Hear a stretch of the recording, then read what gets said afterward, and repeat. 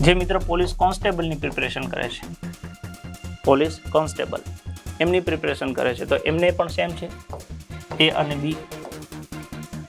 એમાંથી તમે 5 થી 6 કલાક 5 થી 6 કલાક છે એ એને આપો. બાકીનો જેટલો પણ સમય વધે છે તમારી પાસે 8 કલાક જેટલો, 8 થી 10 કલાકમાંથી જે વધે એ બીને આપો. એમાંય માની લો કે જેને અહીંયા ગણિત અને રિઝનિંગ ફાવે છે તો એ ઓછો સમય કરો, બાકીનો સમય ત્યાં એડ કરો.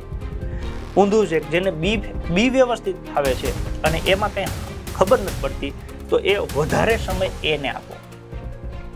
મતલબ જ્યાં તમને નથી આવડતું ને ત્યાં વધારે સમય આપજો, તો ત્યાંથી તમે શીખી શકશો, માર્ક્સ કવર કરી શકશો. પણ સામે આવડે છે એને મૂકવાનું નથી. માની લો કે કદાચ કોઈ વ્યક્તિને લાસ્ટ એક્ઝામમાં બીમાં 120માંથી 100 ઉપર આવ્યા હોય, તો એનો મતલબ એવું થયું કે એનું બી છે સ્ટ્રોંગ છે, બી સ્ટ્રોંગ છે તો જ 120માંથી 100 ઉપર આવ્યા હોય.